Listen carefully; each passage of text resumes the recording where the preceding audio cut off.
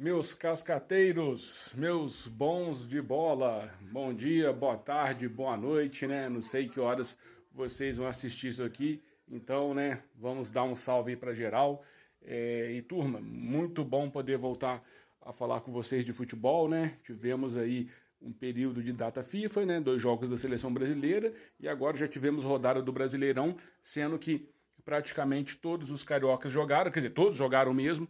Então nós já temos margem aqui para comentar. Mas vamos falar rapidinho da seleção brasileira, pessoal. Nós já tínhamos falado sobre aquela vitória muito ruim do Brasil contra o Chile, né? Ganhou, mas jogando muito mal. E o Botafogo salvando o Dorival. E na terça-feira, o jogo contra o Peru, o Brasil não fez um bom primeiro tempo, até fez um gol de pênalti ali bem batido pelo Rafinha, mas não foi uma boa atuação. E no segundo tempo, aí o Dorival deixou de ser teimoso e colocou o que nós sempre falamos aqui. Essa seleção precisa de articuladores, precisa de meias de ligação. Então, a partir do momento que os meias apareceram, entraram o Andrés Pereira, o Matheus Pereira, aí o time começou a dar liga, né? E também o Luiz Henrique sempre dá uma oxigenada ali pelo lado direito. Então, o Brasil no segundo tempo deslanchou, fez 4-0, um bom placar, um bom score. O Luiz Henrique fez gol, deu assistência, enfim. Eu acho que agora fica muito claro que o time titular da seleção brasileira tem que ser aquele do segundo tempo contra o Peru.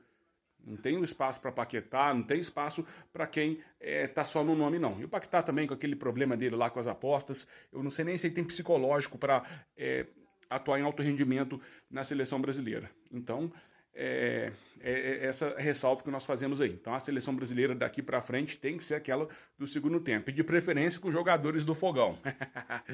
Mas enfim, turma, vamos falar também de brasileiro. Tivemos Fla-Flu, né? O Fluminense bateu o Flamengo por 2-0, num jogo em que o Flamengo foi melhor no primeiro tempo. O Flamengo, evidentemente, poupando peças, visando a semifinal da Copa do Brasil contra o Corinthians. Então o Flamengo entrou com um time bem mexido, o Fluminense entrou com força máxima, porque precisava desesperadamente da vitória, e essa vitória veio, o Fluminense respira e agora está fora da zona. E o Flamengo, que no segundo tempo não viu a cor da bola, agora deixa muito claro que o brasileiro não é prioridade. A prioridade é a Copa do Brasil, que é o título acessível para o Flamengo. O Flamengo é bem favorito contra o Corinthians, na minha opinião. Claro que não está decidido, até porque o Coringão, ele recebeu o Atlético Paranaense em casa e fez 5-2, né? Jogou bem, Depay fez um golaço de falta. Enfim, o Corinthians mostrou aí que tem garrafas para vender. Então, não adianta o Flamengo chegar de salto alto, porque essa disputa vai ser aberta. Mas é claro que o Flamengo tem mais time, tem a vantagem por ter vencido o jogo da ida e é bastante favorito. Bom, pessoal, também tivemos o Vasco, né, que foi lá no Brinco de Ouro da Princesa, lá em Campinas, enfrentar o São Paulo. Também era um jogo em que naturalmente o Vasco poderia poupar seus titulares para a final da Copa, para a semifinal, desculpem, da Copa do Brasil contra o Galo, mas o Vasco foi com força máxima e ainda assim não deu para o cheiro, foi envolvido, foi assim,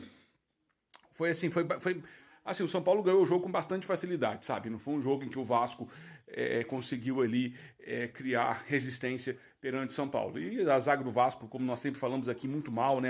E não importa, o engraçado é que o Vasco, não importa o zagueiro que entre, pode ser o Maicon, pode ser o Léo Pelé, pode ser o João Vitor, quem entra mal, é driblado, é envolvido nos lances dos gols do adversário. Então, evidentemente, que isso mostra o quê? Que a defesa é ruim? E aí o Vasco falhou muito de não ter reforçado essa defesa nessa janela aí que tivemos. Né? Janela aí para contratações, o Vasco deveria ter trazido algum zagueiro de bom nível. E não trouxe, então agora o Vasco fica à mercê aí do Léo Jardim ter que salvar. E quando o Léo Jardim não vai bem, acontece isso aí que aconteceu, 3-0 para o São Paulo. Mas também é bom lembrar que o Vasco também não protege bem a defesa. Então, se os zagueiros são ruins, imagina se ele não tem bons volantes ali para fechar a entrada da área. E é isso que está acontecendo. Aquela abertura de meio campo do Vasco ali está muito frouxa, está muito vulnerável. E não dá, né? O Hugo Moura, não sei se ele é esse jogador para ser o cão de guarda ali da entrada da área. Enfim, o Vasco precisa taticamente rever muita coisa, porque se não melhorar muito, eu digo muito, ele não vai dar nem pro cheiro contra o Galo. Vai tomar uma paulada do Galo em casa, se não realmente melhorar muito aí. Então, fico alerta aí pro Vascão, que além disso, na minha opinião, continua sofrendo o risco de ser rebaixado. O Vasco não está livre do rebaixamento ainda. Ele precisa vencer aí uns 3 jogos, e para vencer 3 jogos a essa altura do campeonato, precisa jogar mais bola do que vem mostrando até aqui.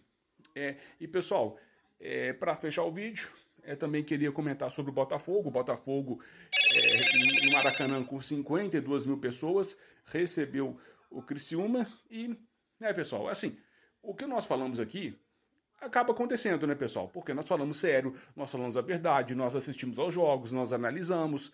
Então, o que nós falamos do Botafogo é isso. É um time que é incapaz de administrar uma vantagem.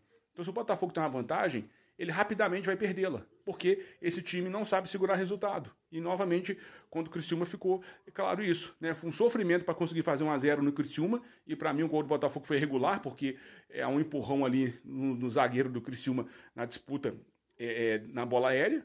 Mas a arbitragem não deu, o gol do Botafogo, beleza, e o Botafogo, então, com uma vitória importantíssima, deixou essa vitória escapar, porque é incapaz de se fechar, incapaz de se reagrupar, de se realinhar defensivamente e não deixar o adversário fazer gol. E aí eu falei, o Peñarol consegue fazer isso. Vejam, quem assistiu aos 2 jogos aí do Peñarol contra o Flamengo na Libertadores, viu que o Peñarol sabe se fechar e sabe defender resultado. O Botafogo não sabe. O Botafogo sempre toma gol. Sempre toma gol. Por pior que seja o adversário. Tomou gol do São Paulo tendo a vantagem, tomou gol do Criciúma, tomou 2 do Palmeiras. E é isso. É um time que defensivamente é muito frágil. É muito frágil por quê? Porque é muito exposto. E aí a minha crítica ao Arthur Jorge, né? Beleza, é bonito ter 4 soltos lá na frente, né? 2 atacantes, 2 meias, ou às vezes 3 atacantes e 1 meia. Então é muito bonito ver esse time ofensivo, esse time armado, esse time ataque total. Só que o problema é que esses 4, eles não voltam para fazer o meio de campo ali quando tá sem a bola. Eles não voltam. Não adianta falar que voltam. Por mais que ele peça nos treinos, por mais que isso seja treinado, mas no jogo nós vemos que não acontece. O Botafogo é um time desguarnecido defensivamente. Então quando o adversário vai para cima, quando o adversário tem o mínimo de qualidade, ele faz o gol. Ele faz o gol. E outra coisa também, né? Preocupa muito um time que é líder do campeonato e que é incapaz de ganhar do Criciúma, que é incapaz de ganhar do Bahia. Aí complica, né, pessoal? Se não ganha do Criciúma, não ganha do Bahia, vai ganhar de quem? Ganha do Palmeiras, ganha do Flamengo, ganha, mas não importa, porque a vitória contra o Flamengo vale os mesmos 3 pontos que a vitória contra o Criciúma. E de 2 jogos que o Botafogo fez contra o Criciúma, ele perdeu um e empatou outro. Então não adianta. Como vai ser campeão se não consegue ganhar do Criciúma? Então essa é a ressalva que nós fazemos aqui. Então vamos colocar as barbas de molho, porque esse campeonato está muito aberto ainda. Até porque o Palmeiras não dá esses moles igual o Botafogo dá. Então, assim, aguardar para ver o que acontece aí. Mas é decepcionante, né? Um time que tem esse orçamento aí, que teve esse investimento todo, não conseguir bater o Criciúma. Né, ter dificuldade contra o Criciúma. Isso aí eu coloco na comando do técnico, porque defensivamente esse time é muito vulnerável, esse time fica muito exposto. E já falamos isso várias vezes. Além de perder muito gol também, tá? Outro detalhe, perde muito gol também. Porque se fizesse pelo menos metade das chances que cria, ele teria 2, 3-0 no placar, e aí se toma um gol, esse gol sofrido não faria falta, não faria diferença. Então é isso, turma. Então é o que nós temos para hoje aí. Vamos agora acompanhar as semifinais da Copa do Brasil. E aí nós voltamos com vídeo para falar sobre, tá? E lembrando que segunda-feira temos live aí, tá, pessoal? Depois nós estamos pensando em fazer de repente num horário diferente para podermos ter mais pessoas participando, né? Mais companheiros aí do canal Cascateiros. Mas aí nós vamos definir, avisar para vocês aqui nas nossas redes, tá? E lembre-se, aqui no TikTok, cascateiros.fc, lá no Instagram cascateirosfc e no YouTube Cascateiros, tá, pessoal? Então, aguardamos vocês aí, muito obrigado aí pelo carinho, pela audiência, grande abraço e tamo junto.